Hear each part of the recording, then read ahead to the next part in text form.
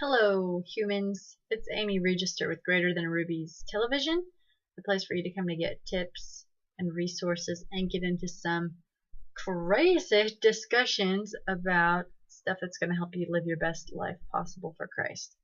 So today we're going to sing about somebody that you learned about when you were in third grade. I'm going to start the song. You're going to finish it. Someone's in the kitchen with... Someone's in the kitchen, I know, oh, oh, oh. Someone's in the kitchen with strumming on the old banjo. It's going to be stuck in your head now. I know it. Ha ha ha ha. Maniacal laugh. Hey, so if you haven't read it lately, and I kind of doubt you have, turn in your Bibles to Genesis 33 and 34. If you filled in the blank with the word Dinah, then you are correct, and you win absolutely nothing. I want to talk about Dinah today because I think she has some exceptionally good advice if she were living today for young women. And so I'm going to just kind of summarize the story, highlight some parts of the story, then I'm going to tell you 3 huge lessons I think we can learn from Dinah's story. It's a sad one too. So Jacob and Esau, they reunite and reconcile, yeah, that's the word, after 20 years of being apart. Esau goes home to his dad's land, and Jacob stays, and he's got all these goats and flocks and camels and his family, and so they kind of settle nearby, and he sets up an altar there, and he pitches his tents facing the Canaanite city of Shechem. The city of Shechem is named after the crown prince Shechem, son of Hamor the Hivite. You don't need to remember all that. Basically, this guy is rich and powerful ruler, and the whole city's named after him.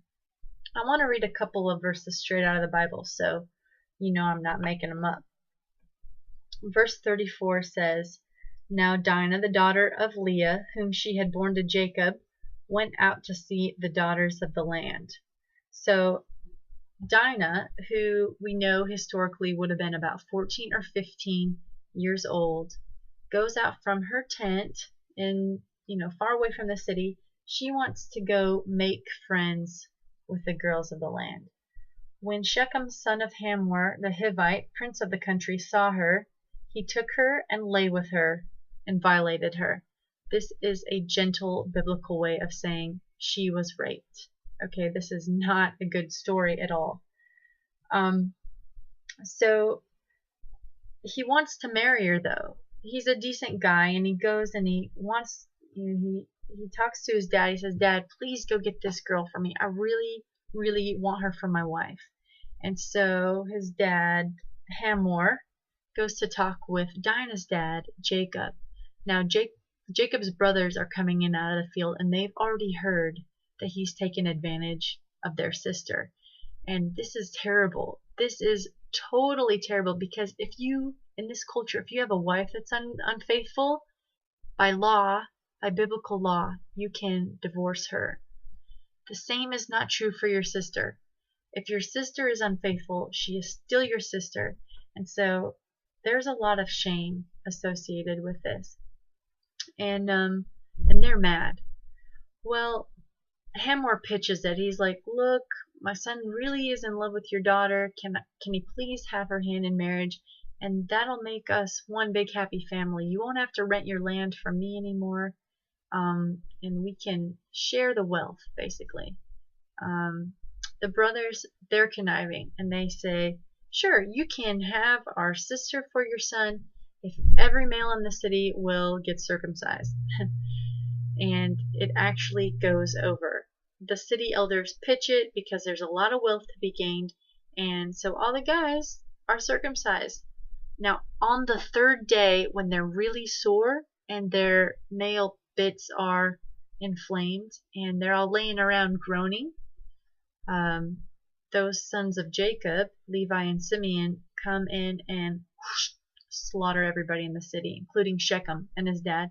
And they get Dinah, and they go out, and it is not, Jacob is head in hands, sad about it, and they've got a jet to avoid retribution. So that's the whole story, but I want to focus on the Dinah bit because I think this might really apply to where you are in your life. You're a young woman, somewhere between the age of 14 and 25, and you have been living your life somewhat under your parents' thumb. I mean, if you're 25, you could totally be on your own. But Dinah's sick of it, and she wants to get out and see the city and see the nightlife and make friends and go to festivals. But you know what the problem is? This city is pagan, and she is supposed to be in love with the one true God. And so she's trying to get out from under her parents' roof and get into something a little bit more exciting. And she makes some poor choices in friends and in men. And even though she might have been interested, I know that that's not how she would have wanted it. She wanted to save herself from marriage. And that's not how it happened. So there are some lessons to learn from Dinah that I think every young woman can really benefit from. One of the lessons is probably not up to you at first, probably something that your parents can do.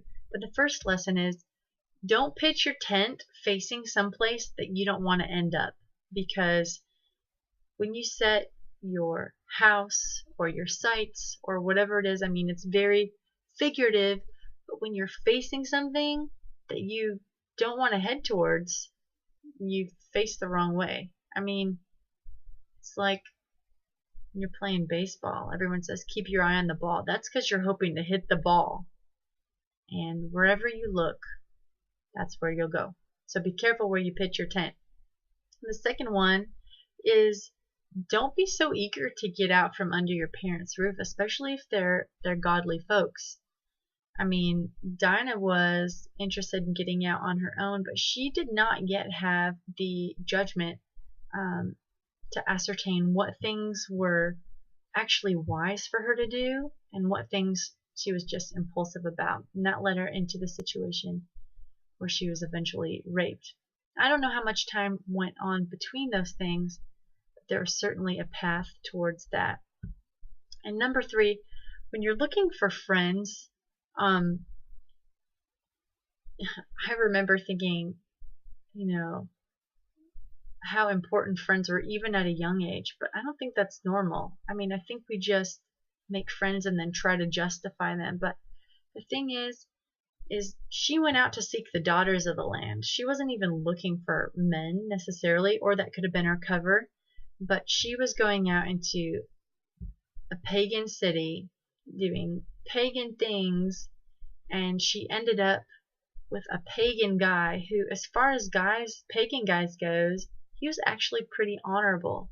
But you know what? They didn't share the same core values, and so he saw nothing wrong with raping her because, well, he liked her. So he was not taking any consideration in her values, which caused her a lot of grief. So when looking for friends, make sure that you're not just saying, wow, that person is awesome for a pagan. Compare everybody according to God and His Word, and you will be much safer and much happier in the long run. So that's all I got for you today. I know this is sensitive stuff, so if this brought up something and you've got questions about it, feel free to email me at Amy. No, not at Amy. Let me give you a different one. It's greaterthanrubies7@gmail.com, or you can leave a comment here, and I'll talk to you soon. Bye.